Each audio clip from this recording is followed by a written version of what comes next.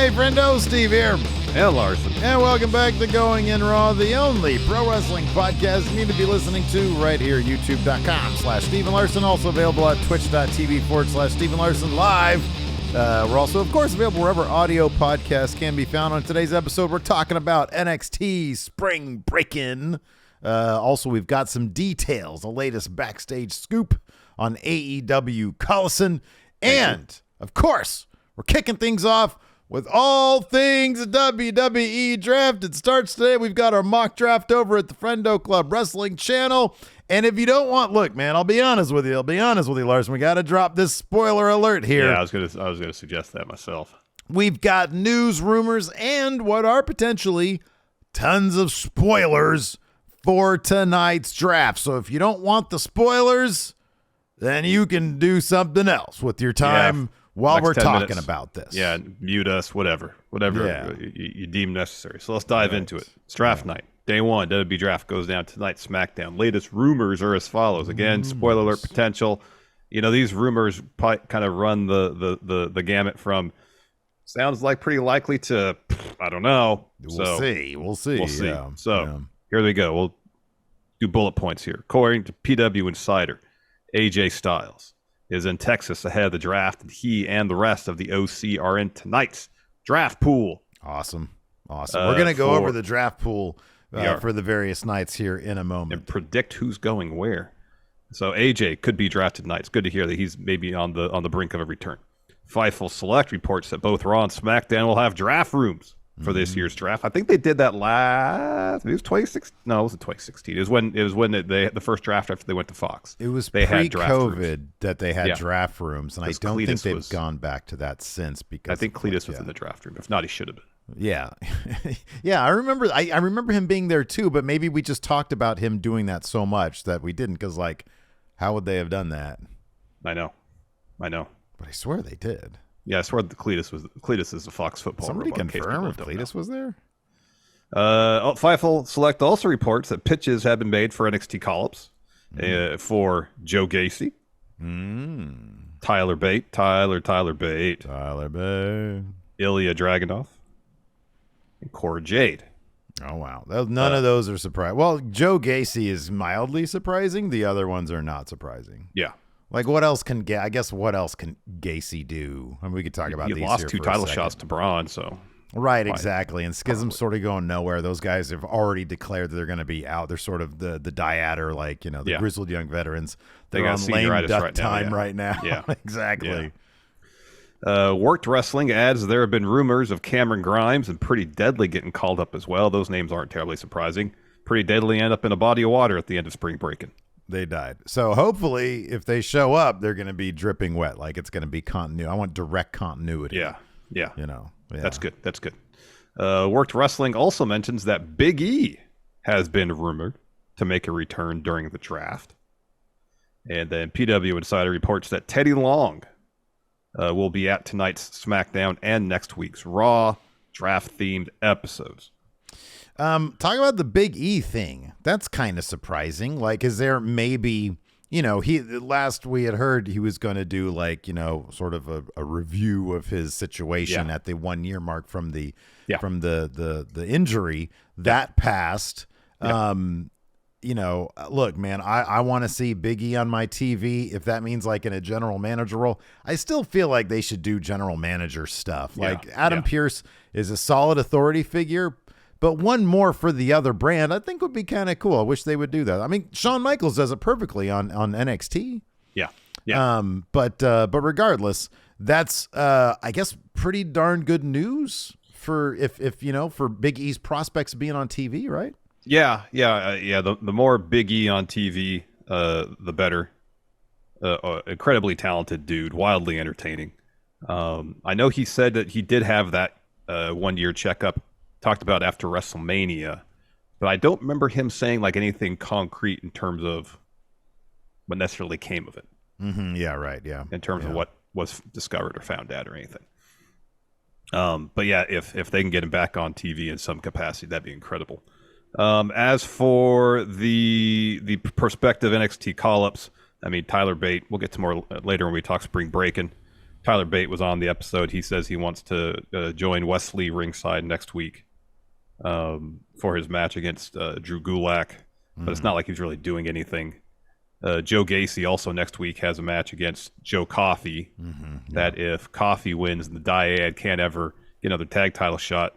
Joe Coffey will probably win that. Ilya is in something with Dijak. So hold on, let's back up, because that is kind of funny to set up. The Dyad wants a shot at the tag titles. Fine, go through me. And he's like, all right, we're going to fight you. And if we win, Dyad gets a shot. Yeah. If we lose, they never get a shot. So you think they're just going to have them lose and they don't get a shot at all? I mean, Dyad's already made their intentions known on social media. They ain't re-signing. They're in October when their contracts expire. They're out the door. I'm not laughing at you suggesting that as a possibility. I'm laughing that it is a possibility. Yeah. Oh, and a very distinct possibility at that. Yeah, we'll see. I kind of feel like it's just going to be, they want Gallus to get wins. Gacy will do a sneaky win over Coffey, and then Dyad will just lose their match. Or Joe Coffey wins, Joe Gacy attacks Dyad, and they're written off TV. Joe Gacy attacks them both and writes them off TV. Yeah, because they're already saying we're gone. They've said they're gone. He could introduce their replacements, yes, and have them attack as well. But he would join in as well. Yeah, I love the idea that he just does it himself. And then Cora Jade as well. Gosh, she beat Lyra Valkyria on Spring Breakin. Yeah. It's not like she's involved in a major story. So, I mean, of the names listed here, then Cameron Grimes has been on NXT in months, pretty deadly. This got dumped in a body of water. They're totally getting called up. Of the names, other names kind of rumored, probably the least likely I would think is Ilya. Just because I know the feud with Dijak just started, and they have a match next week that Ilya could win and not be on NXT anymore. It's not like it's months into it.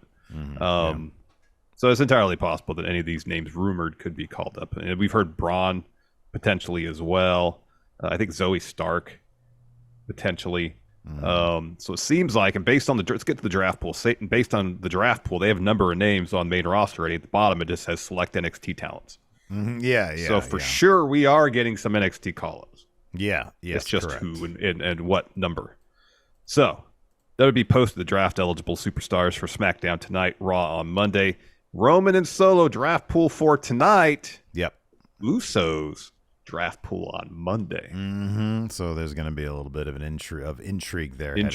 So maybe, like I mentioned on our predictions video, Usos lose. Roman's like, oh, you got drafted to Raw. Too bad.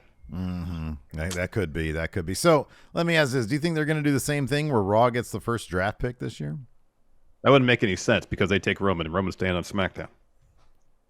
Right. Yeah. So like SmackDown's got to choose first, right? Yeah.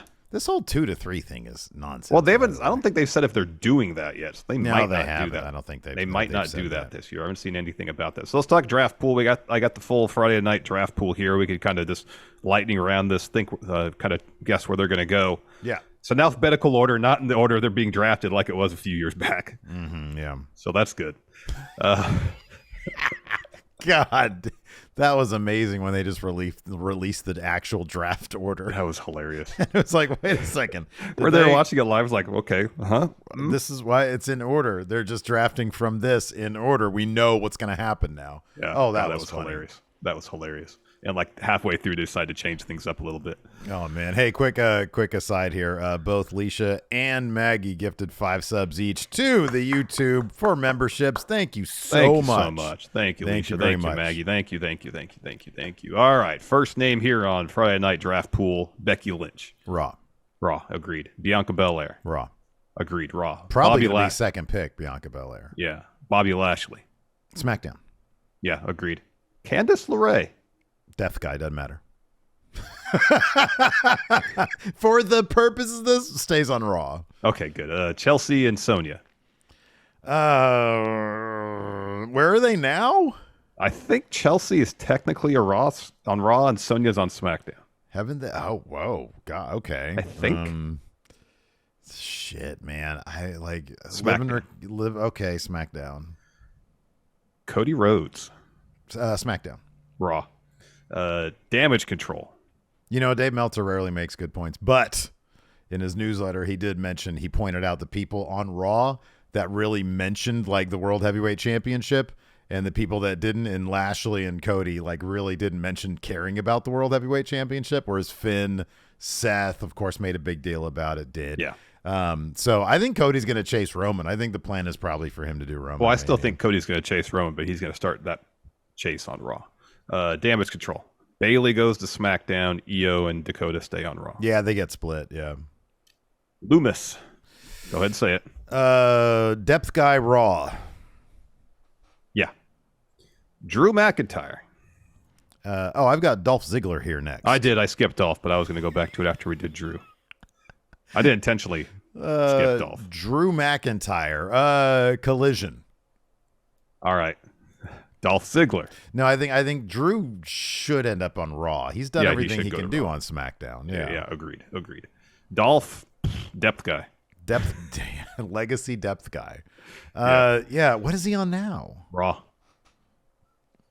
SmackDown, I guess. Yeah, I guess so. Somebody for people to beat up on SmackDown. Yeah. You think you know him, Edge? Where is he now? Raw. He's on Raw now, isn't he? Yeah. He already got stacked by Roman. He stays on Raw. No, but yeah, he stays on Raw because Judgment Day will probably go to SmackDown. Hit Row. They're on SmackDown now. Main event. Super depth guys. They're on SmackDown now. Put them on Raw. They could be enhancement talent there. Yeah. Imperium, SmackDown. I think they stay on SmackDown. I think Gunther stays there. Yeah. Especially if Roman's on SmackDown, they're going to have Gunther as the week-to-week number one champ there. So yeah, you're absolutely right because Gunther actually wrestles. Yeah. Yeah. Lacey Evans. Was she on SmackDown now? Uh-huh. They'll change her because they always change her. So Raw. Yeah, no. They always change her. So Raw. Yeah, Raw. Matt Riddle. He's on Raw right now. Oh, he stays on Raw because he can't challenge Roman for shit. That's true. Maximum Male Models. Whatever brand Alpha Academy's on, they'll go to that too. Raw. To enhance like the comedy. Yeah, Raw. Mustafa Ali. He's on Raw now. Yeah. SmackDown. SmackDown would be great for him, yeah. Yeah. Natalia. She's on SmackDown now. She's on SmackDown. SmackDown stays on SmackDown. All right. Amos. Raw stays on Raw. SmackDown. Why is that? Because he could face Roman later this year. They're going to keep him away from Roman because Amos is going to be the first World Heavyweight Champion. Oh, sorry. Yeah, I forgot about that. Nakamura. Stays on SmackDown to feud with Gunther. And Roman. Roman and Solo. SmackDown. Yeah. The Miz. Moves to SmackDown. Yeah. The OC. I hope they move to SmackDown. They can feud with the Bloodline there. I know, but if, they might stay on Raw because I feel like the Judgment Day is probably moving to SmackDown. AJ's been gone for a while, so there's fresh stuff for him to do on Raw. Yeah. That's a possibility. And he can be in the mix for that new belt, too. Because he hasn't lost to Bloodline Roman before. Street Profits. Split. Well, who goes where? Tez to Raw, Doc is a SmackDown. All right. Both on Raw. Viking Raiders. Depth guys. Stay on Raw. They stay on Raw. Well, they're on SmackDown now, Steve. They're on SmackDown? Okay. They go to Raw then. All right. Stay on SmackDown. And then it says select NXT superstars. Grayson Waller goes to the place that Miz didn't go to. So Grayson Waller goes to Raw. To Raw, yeah. Hopefully he's not hurt because he was holding his. I noticed that. I know. I didn't know if he was just selling or what. Oh my gosh, Alicia just gifted another 10 memberships. Oh my goodness! Thank you so much. Thank you so much, Alicia. Thank you. All right, that's the whole draft pool. We'll do night 2 before Raw on Monday. On Monday, yeah. I think we nailed it. Did anybody write that shit down? I think we nailed it, Larson. Yeah, I don't know. We'll see. Yeah. Let's talk about AEW. Of course, they got a new show coming. AEW Collision. I got to stop saying Collison. It seems a near certainty at this point CM Punk's going to be making his AEW return debut of that show on June 17th. With the latest Observer newsletter, Meltzer reported that AEW could have another surprise in store for that program, saying the show, believed to be called AEW Collision, as noted last week, is expected to debut on June 17th with the show from 8 to 10 p.m. Eastern from the United Center in Chicago, which also would be the return of CM Punk, along with what is expected to be either another major name debut or return. Who is returning or debuting? Who is there out there to return or debut? Goldberg. Oh, shit. Oh, Jericho, Punk, and Goldberg all on the same show? That's going to be amazing. That's going to be outstanding. So there's two names. There's two names for debut. Mercedes Moné. Yes. Goldberg would be amazing. It'd be something else. As far as returns, like, I guess Miro could come back. That'd be awesome. That'd be nice. Yeah, bring Miro back. That'd be great. Miro could come back. They could sign somebody from Japan, perhaps. Yeah. Drew McIntyre's under contract still for, I think, it won't be Drew Galloway. No, it's not gonna be Drew Galloway. That's right. So yeah, that's kind of interesting stuff. Yeah, a couple people here in chat are mentioning Kota Ibushi. It's possible that he's going to be on Wednesdays, but he would be on the Wednesday show. They might have him debut on the Saturday show, but he would be on Wednesday with the Elite. Yeah. What did crack me up though was Meltzer in the newsletter saying, what? White Brownie says Rob shit. Rob shit. Oh my God, it's Rob shit. No, it just sort of cracked me up. Meltzer was like, yeah, no, they're trying to get Punk and Jericho on the same page because Jericho Appreciation Society is probably going to be working Saturdays. Yeah. For Punk to give Punk something to do. I'm like, that's going to last a month. I know. Like, then what? What next? Then what's he going to do? What? Well, I mean, it's entirely possible Phil gets hurt within that 1 month, and then I think they're banking on that one, man. That's rude to say. I know. We joke. Come on, we joke. He's old. He's like us. Kidding. He's old. Come on. Yeah. My right knee's been hurting all day. I don't know why. Man, I get up these days, my feet are all weird. At least when I like Eric Bischoff crapping out a gallon of blood, man. Oh my gosh. So in other Collision news, Meltzer also talks about the brand split that they're seemingly going to implement over there in AEW so they can keep Punk on one show and the Elite on another show as much as possible. That's what he had to say. Quote, if the idea is a talent split with one group working Wednesday and another working Saturday because Rampage is likely to be taped on, more Rampage in a little bit, taped on Wednesday, that would mean it would have the Wednesday night crew predominantly, and the Saturday crew would be headed by Punk and FTR, and the Wednesday crew by the Elite and Blackpool Combat Club. There have been rumors of Jericho on Saturday because Punk in particular will need a strong opponent. That could be why the meeting was arranged with Jericho. I mean, there's other names. If they want to try to elevate Jay White out of this Bullet Club Gold business, out to Phil, of course. Yeah. That's a good name to feud with CM Punk.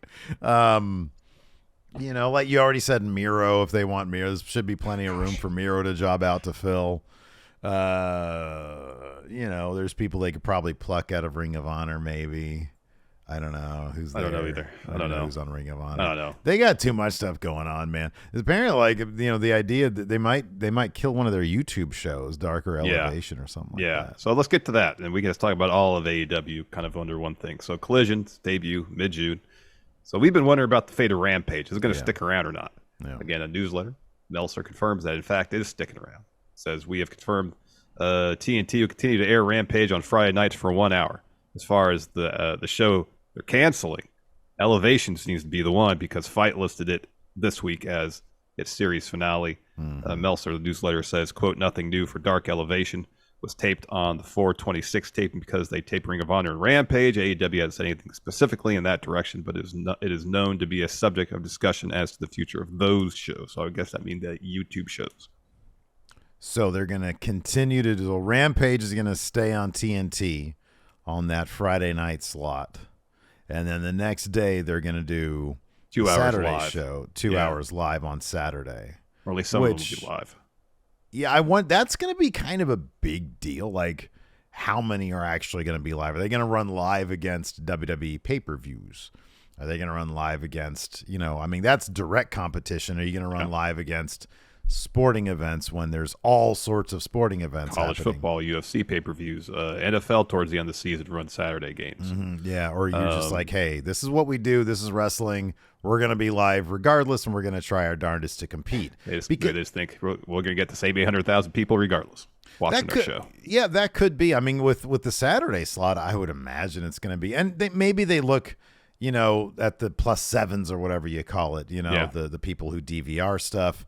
I mean, look, man, evidently it's not like, and I know Warner Brothers Discovery, they've had their fair share of issues lately, but I don't know that they would be plunking down even more money because right now they're like in a cost-saving mode. Yeah. I don't know that they're looking at AEW and they're thinking, well, we're going to throw more money at this thing that we think is not going to do terribly well. I think that they understand what they're getting into. They probably understand the lay of the land, what the competition is going to look like, and what the numbers are going to look like for this. I don't know what a win is for them, but if they think it's going to do Dynamite numbers on a Saturday against stiffer competition, that's not going to be realistic. I mean, you got to think, okay, it's going to hover somewhere between Dynamite and Rampage. Yeah, it's probably between 500 and 650.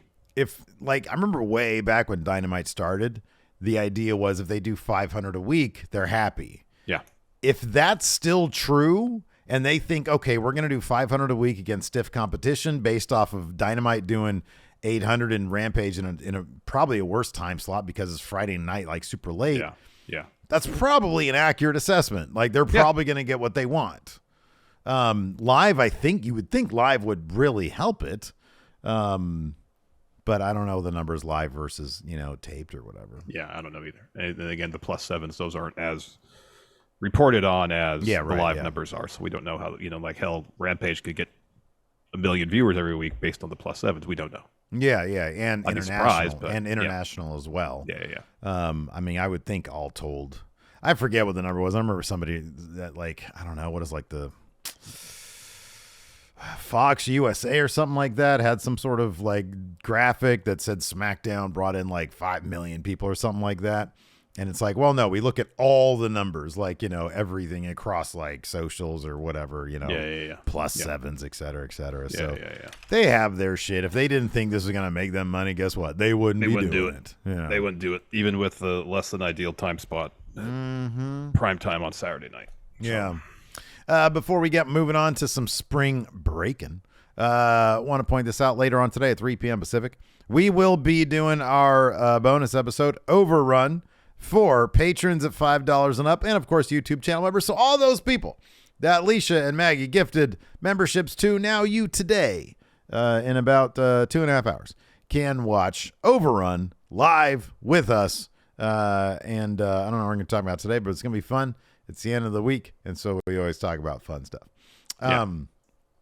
So yeah, you get that. You get access to the upcoming May Predictions Challenge. Of course, next weekend is Backlash. Correct. So that's where the May Predictions Challenge starts, and then it ends at the end of the month with that big weekend where we got, Battleground, AEW Double or Nothing, and Night of Champions. Correct. Which I think is a misnomer. It's it's Morning of Champions, right? Isn't that what it is? Well, for us, yeah. For us, it's Morning of Champions. Yeah.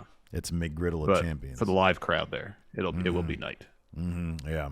It will be the evening hours. Correct. Yes. So anyways, did somebody else give subs? Hold on a second. I got to go back up here. Did John? I want to see this real quick. And John Hosey. Thank you, John. I'm sorry I left you out. Thank you so much for the gifted memberships. Thank you so much. You, John. John gifted a bunch of memberships here. Thank you so much. Thank you. That put us over 400 now? I can check on that for sure. Okay. We can move on to talking about Spring Breakin. Spring Breakin. So they had a cold, I guess, overall thoughts on show. I'm glad that Indy Hartwell didn't completely annihilate her leg. Oh, wow. Because that was pretty gnarly. And then we got to see, we're at 408 now. Oh, my gosh. That's incredible. Thank you so much, everybody. That's so nice of everybody. Thank you very much. Thank you. So Pretty Deadly are now dead. Yes. So be shocked when they're drafted. Yep. They might come back as the Gruesome Twosome, like a zombie pair, perhaps. Yeah. That's what I'm thinking. Yeah, I don't know. It was fine. I thought that, Grayson Waller and Carmelo Hayes was a good match. Mm-hmm. They put on a good one. I hope Grayson Waller's not injured, like you mentioned earlier. Yeah. because it looked like a He was holding his leg towards the finish. Yeah, but we haven't really heard anything about that. So hopefully he's okay. Yeah. Yeah, I watched it last night. I thought it was fine. There were no. Hold on, what were the matches on this show? Because there were no like. I liked. You know what? The highlight for me, dude, of course, was the stuff with Brooks and Jensen. Yeah. You know, I like that stuff. Yeah. And I'm glad that they beat the crap out of each other, and then Jensen and Kiana James lose, and then she says, "I've never loved you." She basically broke up with him, I guess. Yeah. Yeah. And then they were there for him. Yeah. They were right there for him. Yep. Like it's silly wrestling where people run ropes and they hit each other. But I think NXT, there seems to be, like when we talked about the stuff with like the lawsuit that's going on yesterday, that writer's room for, I guess, at least SmackDown seems like just like people throwing out asinine stuff that doesn't make any sense. I don't know why there's a difference, but with NXT, I like a lot of the stuff they do. A lot of the stuff they do really seems like thought out and well-intentioned. And, from the Roxanne Perez mental health stuff to the relationship stuff with this. Yes, I know it's goofy soap operatic stuff when they're breaking into an office, but Jensen changing himself because he's fallen in love with somebody and then facing the repercussions of that, I think it's pretty solid stuff. I like it. It's starting to resemble what we liked most about NXT UK. Mm-hmm, yeah. Which was it's really reliant on strong, well-established characters and the relationship between those characters. That was the best stuff in NXT UK. Mm-hmm. It wasn't necessarily like high concept feuds. Yeah. It was just there's a couple people, there's tension, there's friction between them for whatever reason. Yeah. And matches happen. Mm-hmm. And it was a satisfying 1 hour watch because of that, because the characters are so interesting, it's so well developed, and they all had such great chemistry, and we're starting to see that develop in NXT now. Yeah. And Griffin Amite here brings up a good point. Jim Smallman, he's been working with NXT for a while now. He booked the NXT UK show back in the day. And then somewhere along the line, he transferred over to actual NXT, and that could be a thing. It just seems like the people there that are writing the show, are tossing out ideas that are seeds of ideas based in reality that then you can translate into the silly world of pro wrestling. And I emphasize silly because a lot of it is silly, but it's all rooted in relatively, real stuff. There were none of that sort of let's see, because the Wes Lee match isn't going to be going down. There was none of that, like that whole like North American title scene with Wes Lee and Axiom and Nathan Frazier and Dragon Lee. All those wrestlers who were like wrestlers. There were none of those matches at Spring Break, and it was sort of missing the the obvious sort of indie darling type match that we got. But otherwise, I thought it was strong. I liked the Tony D and Stacks. I liked all that stuff with Pretty Deadly as well. I thought that was a solid match. I thought it was all pretty good, man. Yeah, it was really solid stuff. And you talk about the Tony D and Stack stuff, is because they're really focusing on the relationship between those two guys and the bond they have, the family that they're forming. Yeah. And that's the focus of their story. And when you focus on that type of stuff, you get some intriguing stuff. Yeah. They're not having matches just to have matches. They're putting one of them's putting themselves in position to protect the other. And we're seeing that story and that relationship build through the matches, and not just exclusively through promo segments or backstage segments or anything like that. It's effective wrestling storytelling, and that's good stuff. It's good stuff. Yeah, no, absolutely. Good stuff. Anyways, the show kicked off with cold open. It was like a barbecue. Hank Walker was on the phone with Frank Ledger. Yeah. He was Frank doing somebody's taxes. He's missing out on the barbecue. They had to file an extension. I was like, let me be Frank. You got to pay up. You got to pay the tax man. You got to pay your estimated taxes, even though if you file an extension. Yeah. And if there's a difference, you get a refund. If you owe more, you got to pay more. You got to pay more. Let me be Frank. You might have to pay more. Anyways. They had everybody there at the very late. I mean, Spring Break was like a month ago, but they're all having a party anyways there somewhere in Orlando. And, by the way, kind of a big deal. We found out, I actually did a Google on Big Daddy's, the bar. The bar. All so right. if you and I ever venture to Orlando again, Yeah. we can go to Big Daddy's. We can go. Where's it at? Where is it at in Orlando? It's in Orlando. I don't Like know. where? I don't know. Downtown? Is it Winter Park? Orlando. No, so what am I doing? Big Daddy's. About to Google search Orlando. I'm doing a map search on it. Don't fucking laugh at me or ask me weird questions. Big Daddy's Bar, Orlando. Oh, for F's sakes.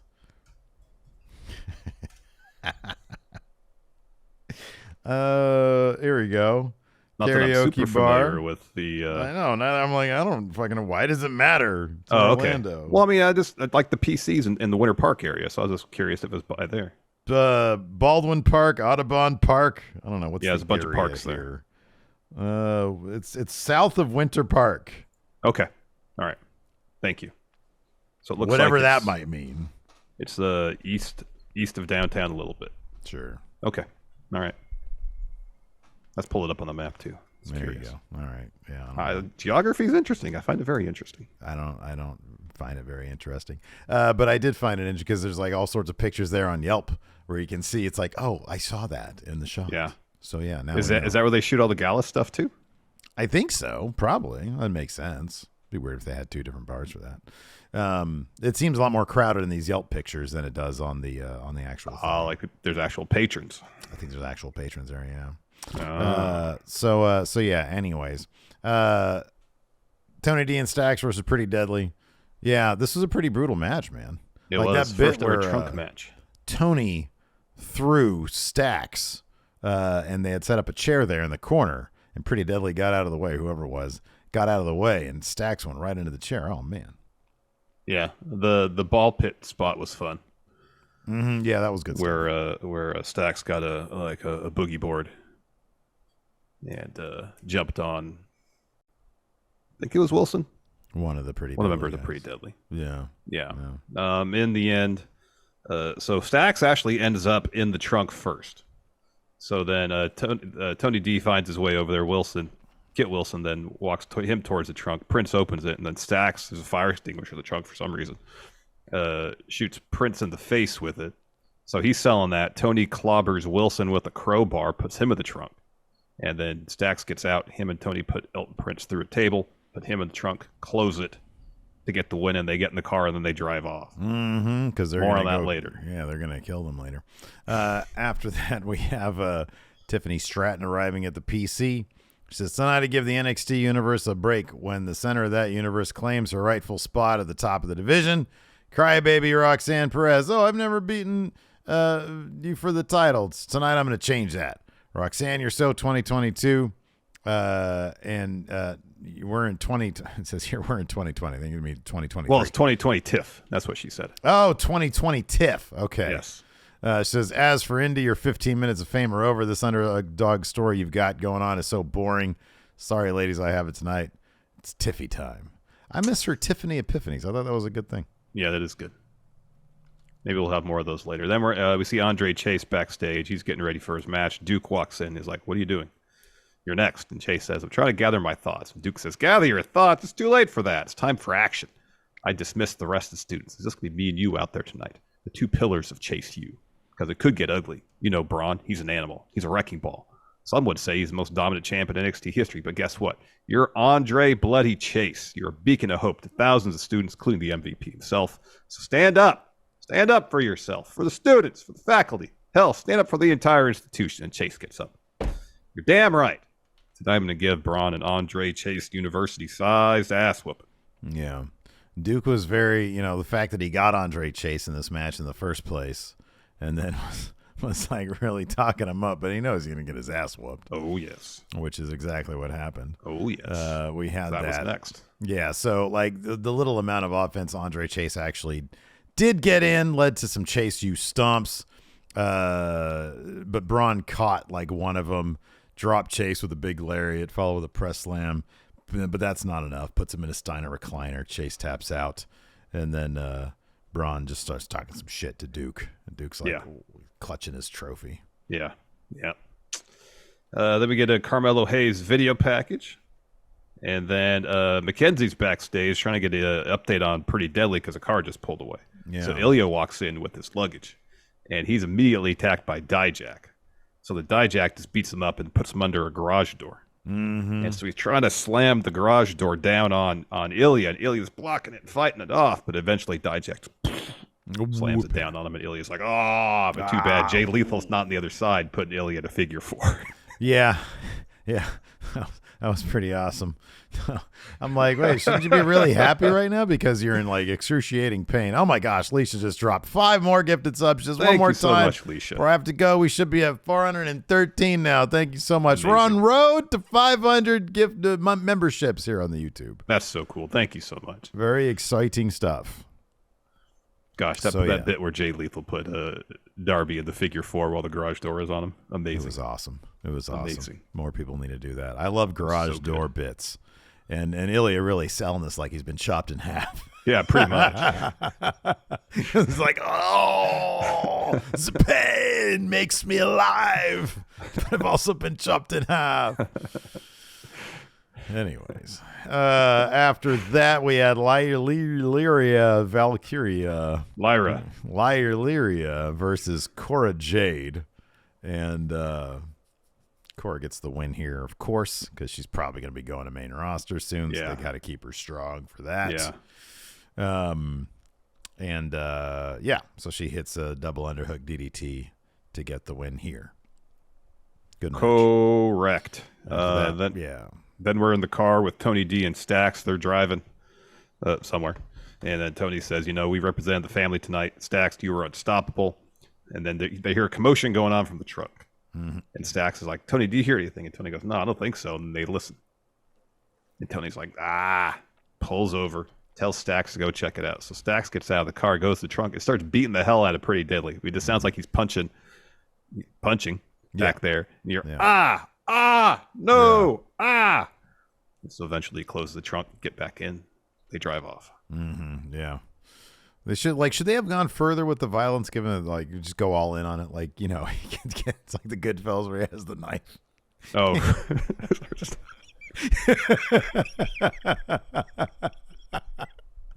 Oh my goodness. What's this guy doing? Well, then they have to go out in the forest and then bury him, I guess. They're going to follow through on that aspect of it. Mm-hmm. Then we get... yeah. Psycho here, member of Friendo Club. Thank you very much, Psycho, for your membership. We appreciate it. Then we had, smack dab in the middle of the show, we had the men's title match, Grayson Waller versus Carmelo Hayes. There's all sorts of cool creative shit going on here. Yeah. He hit springboard DDT Melo did was awesome. That was sick. That was really cool. And then when Grayson hit Melo with basically his finisher, he didn't have to go all the way from the outside in, but he did one from the corner where he did the roll and then the stunner to Melo coming off. But then Melo rolled out of the ring, and Grayson's doing the thing where he's clawing at him because he came this close to winning. Yeah. In the end, so Grayson tried to hit his finish like coming in, but then he sort of hit the ropes kind of, and then he started grasping at his leg. Yeah. And that allowed Carmelo the opportunity to go up to the corner and then hit his big leg drop finish thing. Yeah. So I was unsure whether it was just, another instance of Waller kind of losing just because something outside happens. This is quite as obvious as like the ropes breaking on him against Braun or something like that. Yeah, but, right. Yeah. He just trips up a little bit, more focused on the viral moment because he had the top rope elbow through the announce table and not, like the mechanics of his finishing move. But then as soon as he got the pin, Waller rolled right out of the ring and down to the floor. It was the most quantum leap out that we've seen. So either he's obviously getting called up or maybe he got hurt. Yeah. I don't know. I don't know. I mean, given that we haven't heard anything about it, I would assume that he's just getting called up because they did the spot with Braun Breaker right afterwards. So maybe it's like, that's how they used to do the quantum leap thing, is that out of sight, out of mind. Like, I'm shocked that they even framed him in the shot to roll out. But it was like as soon as a ref's hand hits 3, he's rolling over and out of the ring. And if you also notice, like, because they showed they did the replay also, when the ref is counting 3, Grayson, like his eyes are usually like they sort of feign like they're dead, like they're out. Yeah. But his eyes were kind of open, and as soon as the 3 is out, he sort of pushed Carmelo off him and rolled out. So maybe you're onto something. I don't know. Maybe he was just focused on, okay, as soon as this happens, I need to be out of sight, out of mind because they're moving to the next segment. Yeah. I'm not sure. Hopefully he's okay, and he's going to get called up. I mean, the thing about Grayson Waller too is that even if he is injured, they could still bring him up just to do talk show stuff. I mean, part of his character is just talking a lot and doing talk show stuff. That's true. New channel member also, Zoe. Thank you very much. Real quick here, Big MGM says, Tony D and Stax learned from Impact. If you're not trying to kill someone, you're not trying. Good point. Impact does kill off a lot of people. They do. So after the match, Mello grabs the mic. Says he's dropping bodies left and right. Braun Breaker, I'm talking to you. Let's do this. NXT Battleground. I don't care if you want it. In my neck of the woods, let's talk about it. So Braun's music hits. He sneaks into the ring and hits Trick with a spear. Press slams Mello. Mello rolls out of the ring. Braun puts Trick in the Steiner recliner. And then spears Mello through, like they constructed a wall where that kind of platform is. Mm-hmm. It's kind of above the crowd. Yeah. And they put some drywall in front of it. And so Braun spears Mello through that. Okay, yeah. So that'll be your main event for Battleground. It was a vicious spear too. Yeah. Like, man, they went full on in that. It was almost cartoonish. So Meta Skipper here in Twitch chat says, for what it's worth, I have seen some reporting that he's been hurt. So, all right. Yeah. Then we got a Roxanne Perez promo. She says, growing up, my friends saw themselves as Disney princesses and Barbie dolls, and I was kind of into that stuff, but I never wanted to be like them. It wasn't until I saw WWE for the first time, and I was starstruck. I watched Bayley, Lita, AJ Lee, the Bella Twins, and I thought to myself, that's what I want to do. That's who I want to be. I see all the little girls in the crowd with the same look on their face that I had, so these bows in my hair, they're for each and every single one of them. They represent them because I remember being that 7-year-old fan who wore the Chuck Taylors, the pink stripes in my hair. They looked like me, and I wanted to be like them. Tonight, I have the chance to win back the NXT Women's title, and I feel like I'm not just doing it for me, but for every single girl out there who needs to feel seen. And for the little girl in me who dreamt of doing this their entire life. After that, we had a recap of the Briggs and Jensen stuff. Then we have Joe Coffey on the phone backstage. Joe Gacy walks up to him. We got a couple of Joes here. Gacy says, "It's just me, Joe. I'm an honest man. Much like how I think that you're the most rational and intelligent member of Gallus. We have a proposal for you." I got Gacy's sunglasses were amazing. I was about to bring those up. Those look hella cool, huh? Yeah, they did. So Ava walks in. Joe says, "I thought it was just you." And Ava's like, "We want a fair tag title match for the Dyad. Gallus didn't beat them. They pinned the Creeds last week." And Joe says, "I don't say, oh, that's my problem." And then Joe Gacy's like, "I can feel the tension. You want punch me in the face, and I'll give you the opportunity next week." Oh, I got to do my hands like this. "If I can beat you one-on-one, then Gallus will give Dyad a title match." "I was in it for Gallus." Ava says, "If you can beat Joe, then Dyad won't get title match as long as Gallus are champs." "All right, let's do it." And then Ava tells Joe, she says, "Don't forget about getting yours." And he says, "In time." "I said it for me." Then we had Fallon and Briggs versus Kiana and Brooks Jensen. The story they were telling here about Briggs, having to bring himself to beat up Jensen was pretty well done. Mm-hmm, yeah. The bits between Kiana and Fallon I thought were really good. Well, how'd you like Jensen's ring attire as? Oh, his dress shirt with his tights. Well, he had trunks now. Yeah, that's what I'm saying. Yeah, trunks. Sorry, yeah, red trunks. So yeah, that's right. He wore his dress shirt for his entrance. Yeah, he did. That's great. Yeah, he had his hair, in a ponytail. So Briggs hits Jensen with a splash, and the Jensen's like grabbing on Brooks's leg. Yeah. Sorry, Jensen's grabbing Briggs' leg. So Briggs is about to hit him, hesitates, and then Kiana starts talking trash. This bit was great. So Fallon slides out of the ring, pulls Kiana off the apron, and then tackles her into the ring steps. Yeah, that was cool. Yeah, that looked rough. So then Brooks hits Briggs with a spinning heel kick. They trade some strikes. Jensen goes for a clothesline. Briggs collapses, and then Jensen hits him with the sliding lariat to the back of his head, followed with the Rainmaker, a twisting suplex, gets a 2 count there. On the floor, Kiana rams Fallon's head to the apron, slides her briefcase in the ring. Jensen picks it up, takes a swing at Briggs, but Briggs ducks. So in the process of taking the swing, he bumps the ropes and knocks Kiana off the apron to the floor. So she's down there yelling at him, "What are you doing?" And so Briggs hits Jensen with the huge clothesline to get the win. After the match, Brooks goes to the floor and tells Kiana, "We may have lost, but at least we're still together." Kiana tries to slap him. He grabs her hand and says, "I thought you loved me." And she says, "I never loved you," and walks off. So then you see a hand come in from out of frame and onto Brooks' shoulder, and the camera widens that out, and it's Briggs. And he says, "I'm here for you." Yeah. And then Brooks turns around and puts his head on Briggs' shoulder. I like that. That was a nice moment there.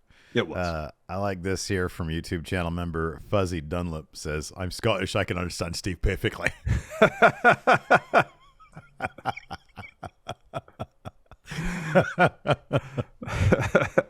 Malik Black here with the super chat says NXT was the night of murder and attempted murder.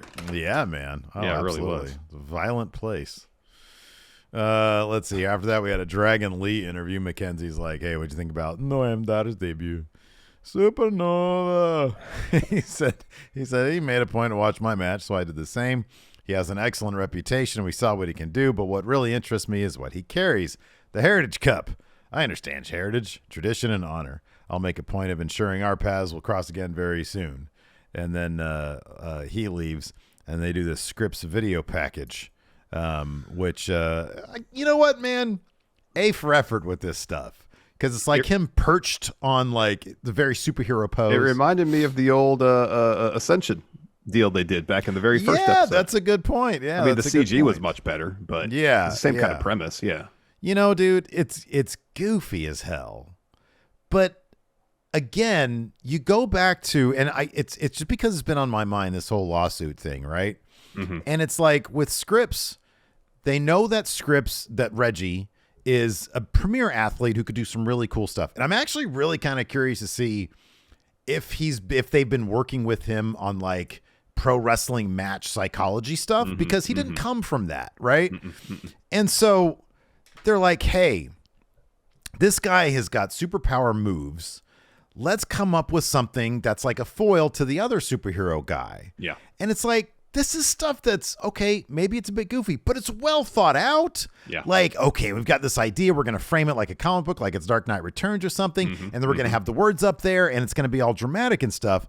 And it's so much more with it. It's so much like more creative than what they're doing seemingly under that fool at SmackDown. You know? Like, they're actually trying to come up with some shit that's inventive and interesting. And it might not always work, but it's not demeaning and stereotypical and this, that, the other. Exactly. They're taking this guy's strengths and they're trying to form a character that around that to battle another guy with like a similar thing. Yeah. And it's respectful, you know, it's something that is worth exploring. And you have to appreciate that kind of shit. Yeah, for sure. And like the Scripps thing hasn't always worked, but I feel like since they've pivoted to the kind of comic book tropes of what they got going on with Axiom and Scripps, again, it's a situation where it could be really cheesy, but so far they've balanced it fairly nicely. And I'll be honest with you, like it... And it's something different, and it feels refreshing to a degree. I haven't shown this to like Alabama hasn't been in the room while it's been on. This is the kind of stuff that a kid of her age, like a younger kid, might be into. It might be a gateway into pro wrestling. Definitely. And especially seeing what they can do in the ring if a kid who might be a potential wrestling fan sees what they can do in the ring. Tell me that style wouldn't absolutely amaze a child. You know what I mean? Yeah. It's smart. It's smart business as well. It is.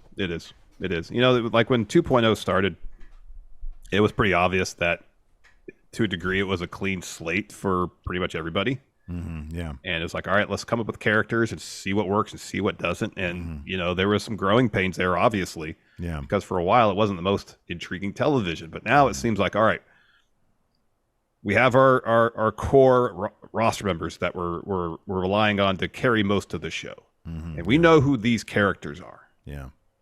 So we have a quality foundation for this week-to-week program. Yeah. Now here, outside of that core, we can experiment. We can try different things, see what works, what doesn't. If it's obvious doesn't work, we don't follow through on it. We change to something else. Yeah. And like if something doesn't work, it seems like for the most part they pick up on it quickly and then they change course. Yeah. Yeah. And generally after a couple tries, they find something that works for people, and then okay, there's a character that's something they can work with. Now, how does that character lead to feuds? Yeah. And it seems like they've got a really good process now of finding the character, how that leads to feuds, and then leading to matches. And is it always the most interesting stuff? Maybe not. But as you said, more often than not, seems like it's leading to characters and ideas that are respectful. Yeah, and different, and not the same old tropes we see on main roster television. And an effort is actually made. Yes. That's the thing. It's like, it's not this lazy shit where it's let's write some stereotypical jargon for somebody. Yeah. It's like an effort is made. Yeah. And it's I'm curious why there's such a difference seemingly in the writers' rooms. I really am. Some people are pointing out that it reminds them of Prime Lucha Underground as well, and I think there's some really good inspiration that you can pull from there. Yeah, definitely. So after that, we had the video package for Obafemi again, throwing the furniture at the park. He has his debut match coming up here in a little bit. Then we had an Indy Hartwell video package, and then we see some NXT Anonymous footage that shows Sol Ruca. Sorry, Steve. Sol Ruca getting attacked as she's leaving the PC. Unfortunately, it sounds like Sol Ruca tore her ACL. Yeah. It's going to be off TV for a spell. That's a bummer. Yeah, that is an absolute bummer. I mean, talk about somebody who really was starting to appeal to the NXT crowd there. Yeah. I know whenever, she showed up, that surfer music hits, it's like, oh, we're going to see some cool stuff here. Yep. And so yeah, hopefully, oh my gosh, Obafemi's only 21 years old. Gee whiz. Is that true? That's nuts. Yeah. Wow. That is nuts. That guy's he's got a future ahead of him. Yeah. Yeah. His match was next. And yeah, dude's got charisma, moves well in the ring. Yeah. Yeah. He knows the style he's working, which is powerhouse. Does it well. That power bomb he hit the win looked like it sucked to take. Yeah, right. Because it was like a pop-up power bomb, but he almost last righted it a little bit. Lifted Oro Mensah up a little bit to hit it. Yeah. But yeah, that power bomb looked devastating. So apparently he's got size too. He's 6'4". Yeah, they're saying he was 6'6". Yeah. Okay, that's what he's billed at. Okay. Yeah, I think it was 6'6", 270, I think. Okay. All right. Yeah. But they listed like his powerlifting stats when he came out for his entrance, like he was squatting 700 pounds and benching 450 and stuff like that. Yeah. So that's awesome. If he can crack character, then he's gonna go far, dude. Yeah, you got that right. He's gonna go far. Yeah. Yeah. Yep. Then as soon as that match ends, Gigi Dolan takes Vic Joseph's headset, puts it on, and drops a promo to JC Jane. She says, "JC, I know you're watching.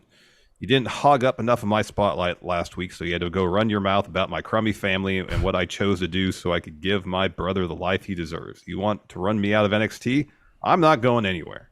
I'm going to spend every day making your life a living hell starting next week. Since you want to involve my family so bad, my baby brother will be sitting ringside to watch me cave your face."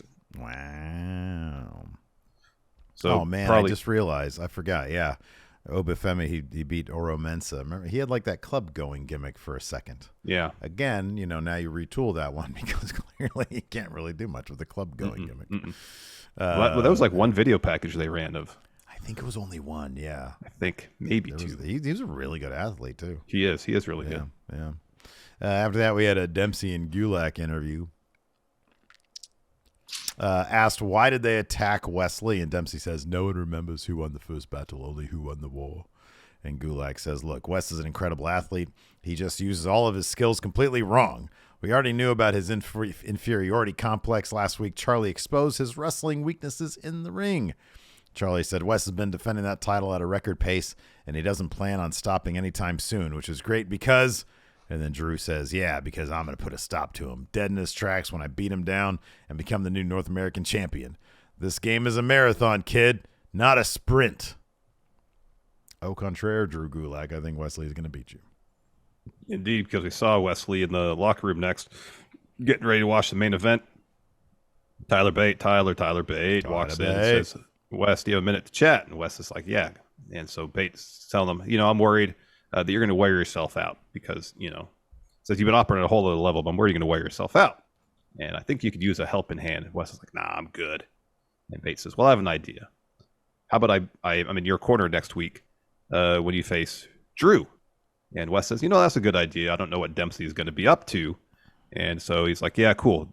That'll work. And then Bates says, maybe we can get together before the match and do a bit of pre-match meditation too. Mm-hmm. Wes says, yes, let's do that. Then after the match, they can go to the glass party that Trent Seven is hosting. Oh. How long you been here? It said 3 o'clock. Is that what they said? Oh, just cheeky. 3 o'clock.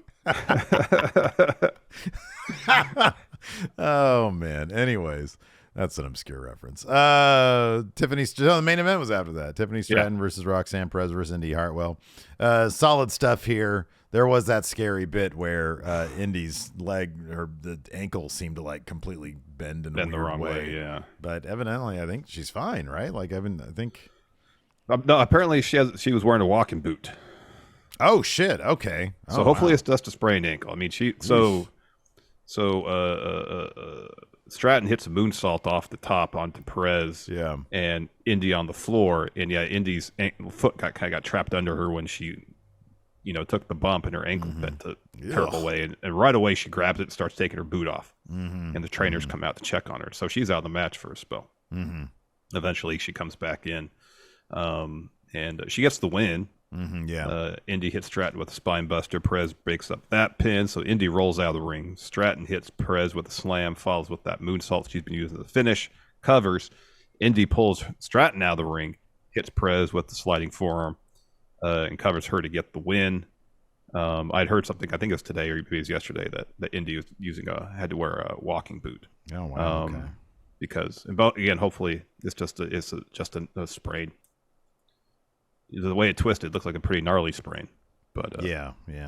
Yeesh. Well, hopefully it's nothing too serious, but it did look pretty ugly. Yeah. It did look bad. It did look real bad. Real bad. Anyways, you want to answer some questions? Actually, before that, Indy pinned Roxanne here, so I guess that could, to a degree, quiet talk about Indy being a beatable champion. Because not only did she win the match, like she had to hit her finish to win it, she did it on the former champ. So yeah. I hope they drop that because you don't want to keep on, challenger after challenger. You're beatable. At a certain point, It's like, well, I keep on winning. What are you talking about? I don't know. Maybe this means Roxanne goes up in the draft as well. Could be. I think Tiffany Stratton's going to be the next champion, though. Apparently, there was some reporting about Tiffany going over if Indy's injury did actually take her out of the match. I saw that too. Yeah. So she's going to win that title. Oh, at some point, yeah. Probably sooner than later, to be honest with you. Answer some questions, yeah? I think we should answer some questions now. We have 2 question threads one on the Patreon, patreon.com/Steven Larson. $5 and up, you get access to all our question threads. Or you can click join on the YouTube, or just wait for one of our wonderful people one of our awesome friendos to gift a membership, because that's been happening out lately. Yeah. That has. Alex Foster here asks, who you guys think dethrones Wes Lee? Neither Charlie Dempsey nor Drew Gulak.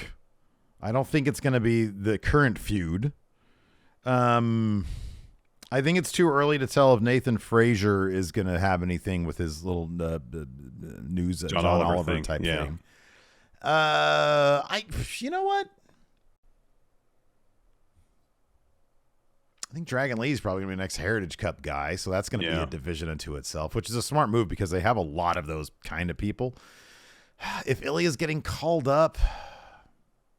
I'm trying to think of a heel. They already did Dijak, didn't they? They already had a Dijak match. Yeah, I don't think it's going to be Dijak. Here's a name that you could throw out there. Joe Coffey, maybe? That kind of positioning Gallus' faces right now, though. That's a good point. Yeah. What about JD?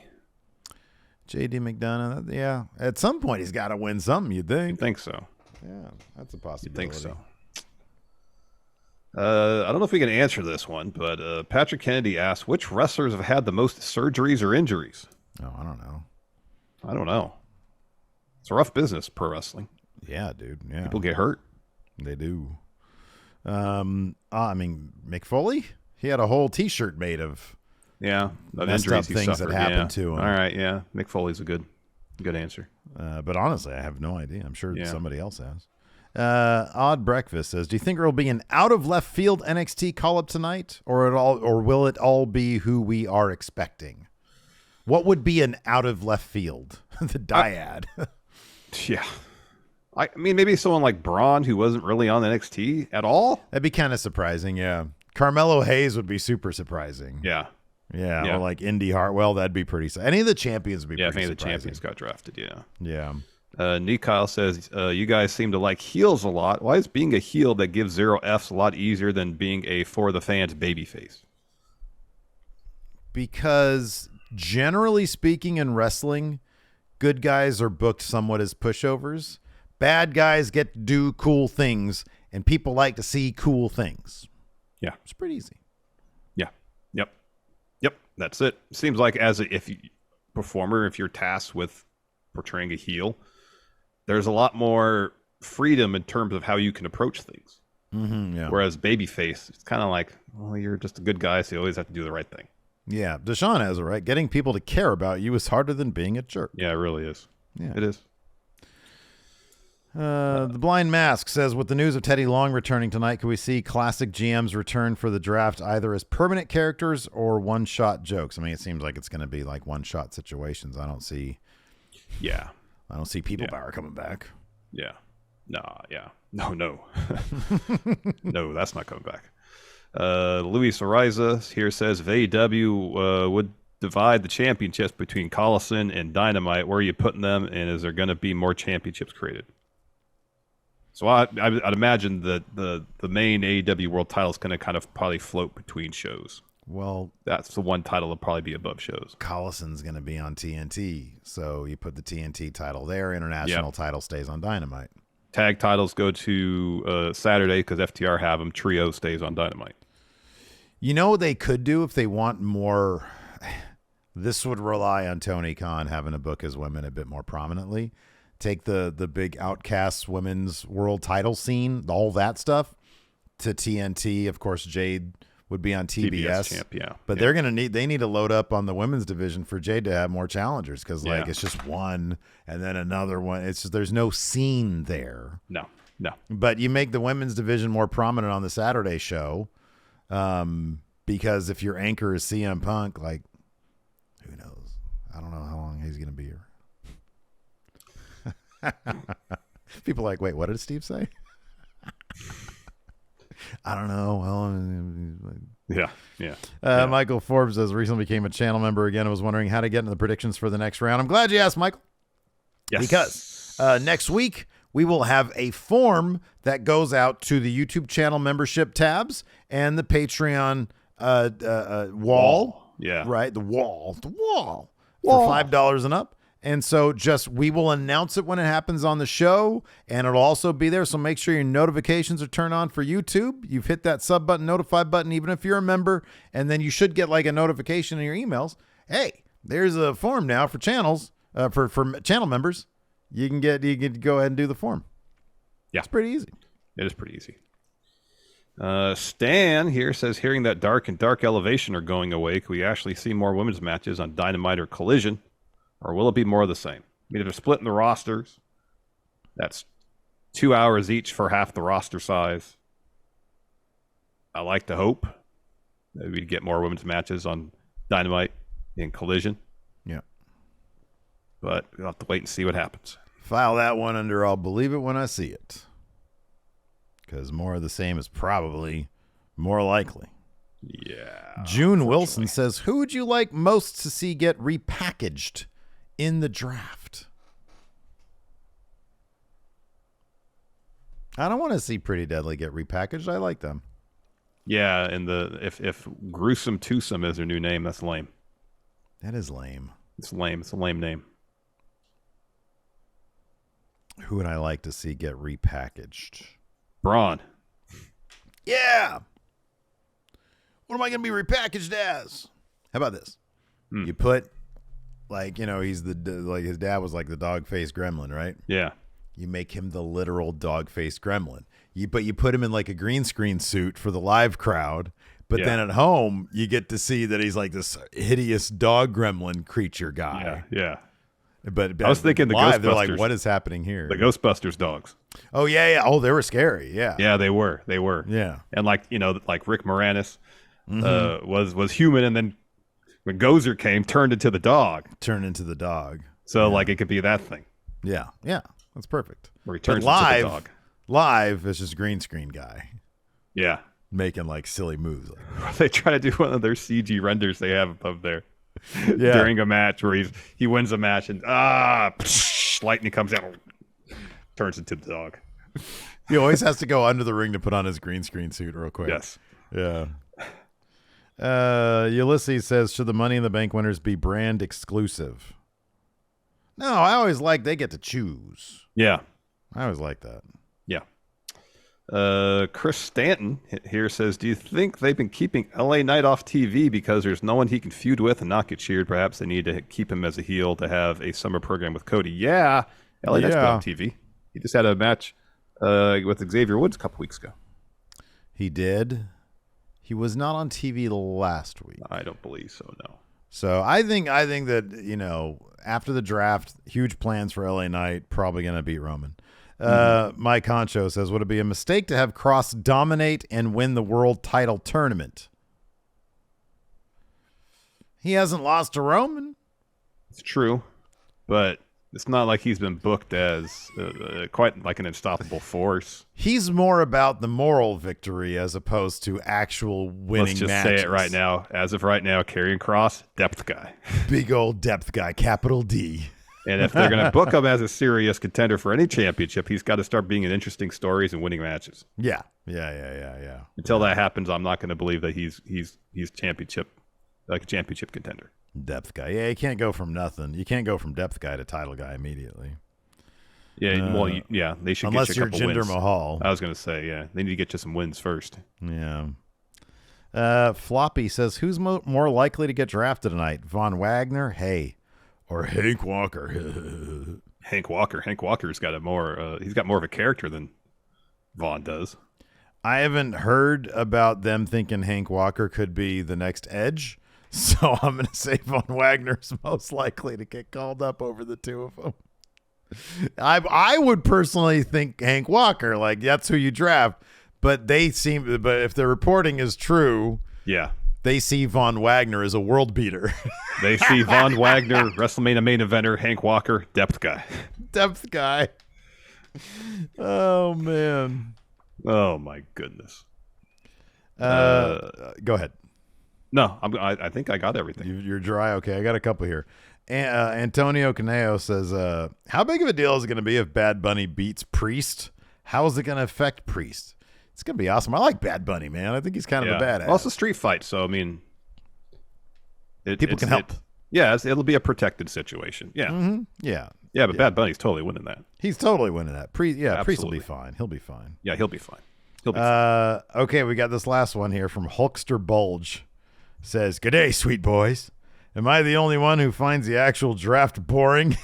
Like actually watching with barely any wrestling? I love the draft." So here's the thing. The WWE Draft is kind of like New Year's Eve. Yeah. There's the promise of something fun or interesting happen, but more often than not, it's a letdown. Yeah, because so many people just stay where they are. Yeah. Yeah. And very rarely do they structure the draft like the NFL draft last night on TV, where you have trades and there's intrigue about who's going where and what is going to happen. There's basically none of those storylines, which is ironic considering that wrestling is supposed to be about telling stories about who's going to end up where and who's going to try to get this person on their brand. Mm-hmm. Like there really hasn't been any of that this year. Yeah, right. Yeah, I know. It could always be so much cooler, man. It could always be so much cooler. Yeah. Yeah. At least they're having draft rooms. That's something. That's cool. That's better. Yeah. Do we have a SmackDown preview, or is that we do? We got to call. Paul. You want to talk to Paul about the about the draft? I want to. I mean, I want to. Yeah, sure. Well, okay. Hopefully, we don't get like a run in here. Don't get who? Like a run-in situation. Like I we hope did not. before. Gosh, I'm trying my darn. Look, man, this that Zoom just ruins technology. my day when that happens. This Zoom technology is really something else. It befuddles you, huh? It does. You know, I'm not the smart. Look, I walked into 2020 not the smartest guy in the world. I got COVID twice now, long COVID. Yeah, I'm not operating on all cylinders these days. No, I'm not Larson. either. I'm not either, man. I hear you there. So, anyways, here we go. We'll talk to the game. All right. Hello, hi. This is Paul Levesque, head of everything at WWE. How can I help you? Hi, Triple H. How are you today? You excited for the draft? It's draft day. I love drafts. I'll draft everything. Here, let's quick. Let's do a quick draft. All right. Gaming consoles. Okay. I got number one pick, PS2.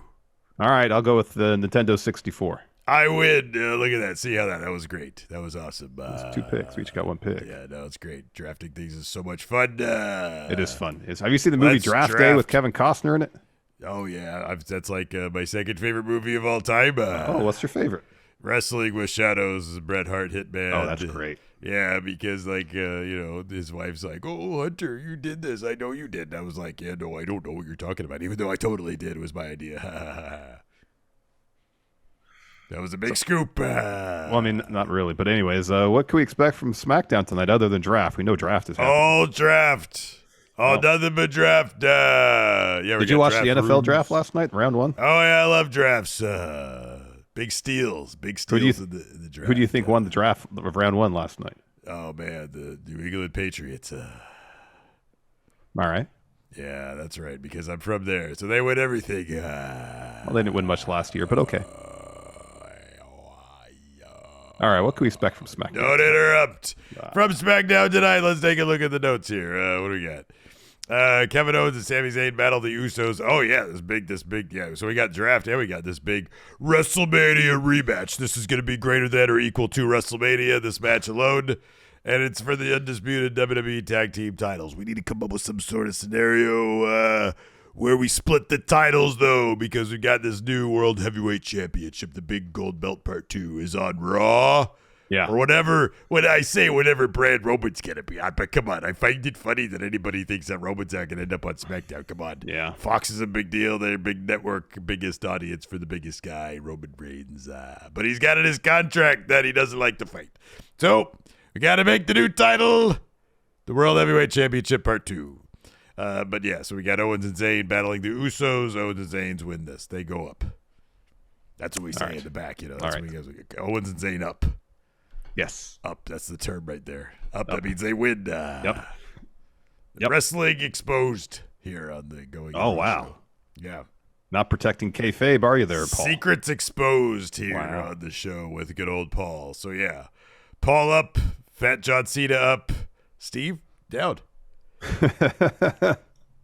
Hey, can I ask you a question? This one's here from Tony V in chat. It says, can you provide a little insight on your talk with one Phil Brooks on Monday when he popped in on Raw? Oh, I knew you were going to ask this question. This guy says he's on a plane and then he shows up at Monday Night Raw. And I told him, I was like, oh, yeah, no, I'll ask if you could be here. And I started like acting like I was on my phone, like I was fake typing on my phone.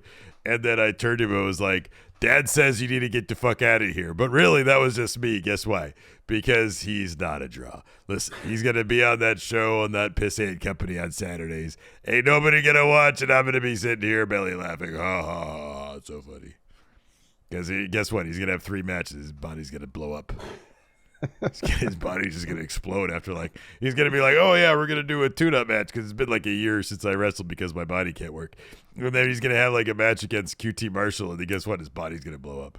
Wow. They're going to have him beat Adam Cole or some shit like that, and his body's going to blow up. Wow, this one diamond cutter from QT. Exactly, and his whole head's going to explode. Wow. Yeah, like that's how it's Scanners? going to go down. What? Like Scanners? Like that movie Scanners, yeah, but they're like... Yeah.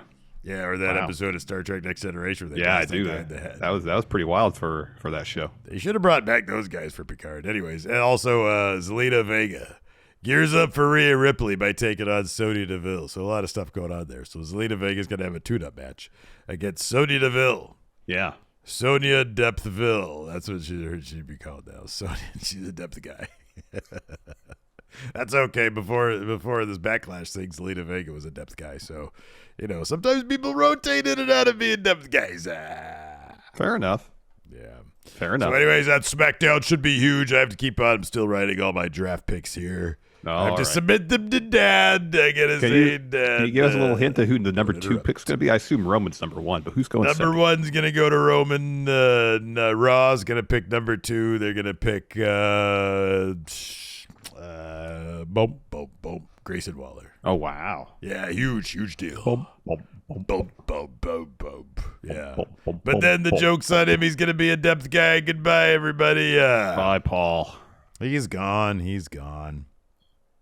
Oh, wait, somebody else is trying to call in right now. No. Turn it off. Hang up. Man. Hang up. I have been on a retweeting spree lately. I'll tell you what, Dick Slavitt here, Jim Ross impersonator. Have you been looking at my Twitter feed? It's the horniest feed alive, man. It's like Brazzers and me. That's right. It's like RedTube and Dick Slavitt, Jim Ross impersonator. So horny. Twitter's got all sorts of stuff. Did you know they show buttholes on Twitter? I bet you didn't know that, did you? They show the actual, like, the hole. It's disgusting. And sometimes they're hairy and sometimes they're not. Yeah, okay, I did it. He's gone. What took you so goddamn long? I was trying. I got locked out. Dick Slavitt is seemingly a cyber mastermind. That doesn't happen. You can't get locked out. What did he talk about? Was it too racy for the show? Did he talk about JR's Twitter feed? I think he did. The thing about Dick Slavitt is he thinks he's JR. So but he says he's JR impersonator. I know, but he's method, dude. He's trying to live the character. That's why he comes at such a premium. I don't know. Premium we're paying for this guy? I didn't tell you that. No. Listen, don't look why at our business. Why are you throwing our money away? Don't look at our business credit card statement, okay? He's a pretty penny. I'm talking like... I'm going to have to cancel that card. Listen, I'm talking like the premium cameos, like Brian Cox level cameos per minute. We're going to have a major talk about all this. Gonna have to have a meeting again. That's gonna do it for the show. Thanks everybody for tuning in. We appreciate it. Bye, everybody. Till next time, we'll see you around. Bye.